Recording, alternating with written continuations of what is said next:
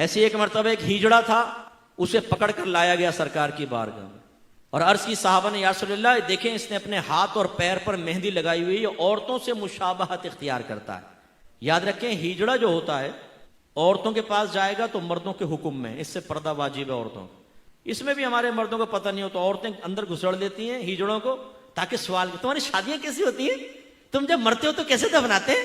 अरे भाई वो तुम्हारे लिए अजनबी मर्द की मिसल है और मर्दों के लिए औरतों की मिसल है, याद रखें। लिहाजा आप कभी कभी सिग्नल पर रुकते हैं, वो आ जाता तालियां बजाता हुआ, अरे भाई कुछ दे दे, तो भाई लग जाता उसके साथ। अच्छा क्या नाम है तेरा? जुलेखा है? अच्छा ये वो, अरे भाई वो आपके लिए नामारम एक तरह से। अब आप देखिए वो अधूरा मर्द है लेकिन हाथ पांव में मेहंदी लगाई, साहबा करम पकड़ कर ले आए, या रसूलल्लाह इसने हाथ पांव में मेहंदी लगाई है, मर्दों के साथ मुशाबहत इख्तियार की है। सरकार ने इरशाद फरमाया इसको मदीने से बाहर निकाल दो, जिला वतन कर दिया। साहबा ने कहा रसूलल्लाह इजाजत दें कि हम इसकी गर्दन उड़ा दें कि औरतों से मुशाबहत इख्तियार करते। सरकार ने फरमाया नहीं, इसको मदीने से बाहर निकाल दो। इतने सेंसिटिव थे मेरे आका, उसने हाथ पांव में मेहंदी लगाई, औरतों से मुशाबहत के कस्द इरादे के साथ सरकार ने फरमाया जिला वतन हो जाओ। मैं उन नौजवानों से कहता हूं जो पौड़ियां बना के खड़े होते हैं, दूर से कोई नौजवान देखता है खामखा वो खुश फहम मुब्तला है, लड़की खड़ी चलो बातें करते हैं, करीब से गुजरता है तो देखता है वो लंबी लंबी मूछे, आगे मोहम्मद अकरम खड़ा हुआ है, कान में बुंदे पहन लेंगे ना, हाथ में कड़े चढ़ा वो चढ़ा लेंगे, छल्ले कड़े पहन लेंगे। यानी अल्लाह ने मर्द बनाया, तुम्हें अभी तक अपने मर्द होने का यकीन हासिल नहीं है, ये तुम्हें औरतें बनने का बहुत शौक है। अल्लाह ने मर्द बनाया, मर्द बनो। मेरे आका सल्लल्लाहु अलैहि वसल्लम ने क्यों ये फरमाया? मिंबर पे बैठे, एक हाथ में रेशम लिया, एक हाथ में सोना लिया और फरमाया दोनों चीजें मेरी उम्मत के मर्दों पर हराम है। क्यों? उलमा ने इसकी वजह ये लिखी, जब आदमी रेशम पहनता है ना तो नजाकत आ जाती है, जब सोना पहनता है तो जब जेवर हाथ में पहनता है ना इससे भी नजाकत आ जाती है। और सरकार नहीं चाहते थे कि साहबे कराम नाजुक बन जाएं औरतों की मिसल, क्योंकि वहां तलवारें उठानी थी, वहां जिहाद करना था, वहां कुफार से मुकाबला करना था। ना ये कि बन ठन के चमकते भड़कीले कपड़े पहन के मटकते हुए यहां जा रहे हैं, मटकते हुए यहां जा रहे हैं, ये नहीं, मुकाबला करना था।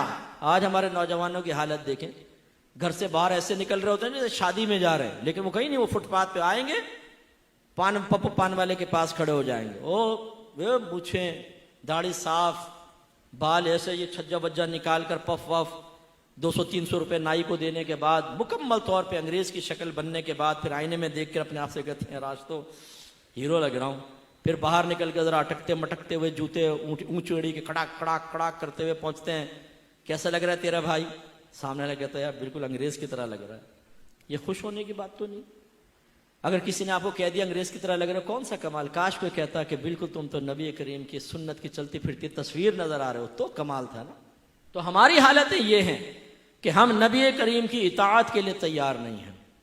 नबी करीम फहाशी को शदीद नापसंद फरमाते थे, मना फरमाया, फहश गो को नापसंद किया, लेकिन हमारी जबान पर गंदी गालियां, लड़कियों की बातें, सेक्स की बातें, जिनसियात की बातें, गंदी गंदी गलीज बातें, ग्रुप बनाए होते हैं, नौजवानों को करीब करते हैं, उन्हें जहन बनाते हैं कि तुम तो क्या लड़की की तरह शर्माते हो, यार ये करना चाहिए, ये करना चाहिए, ये करना चाहिए।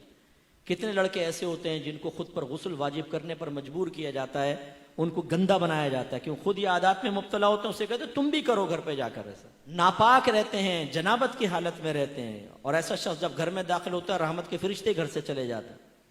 नबी करीम तो इन गंदगियों को मना करें और हम ग्रुप बना के बाकायदा लड़कों का गंदा जहन गंदा करें, स्कूल में कॉलेज में उनको करीब करें, उनको गंदी पिक्चर्स दिखाएं, गंदे रिसाले दें, गंदी वेबसाइट्स के लिंक दें उनको कि लो देखो यहां जाकर देख, मादल्ला सुम्मा मादल्ला, यूं तक लफ्ज सुने, जन्नत देखनी है तो जा, यहां पे चला जा। यार क्या कह रहे हो तुम?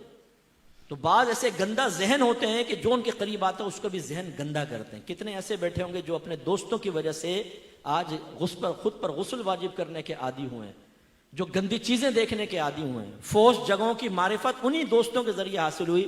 उनको आप दोस्त कहते हैं, मैं कहता हूं खुदा की कसम वो दुश्मन है आपके।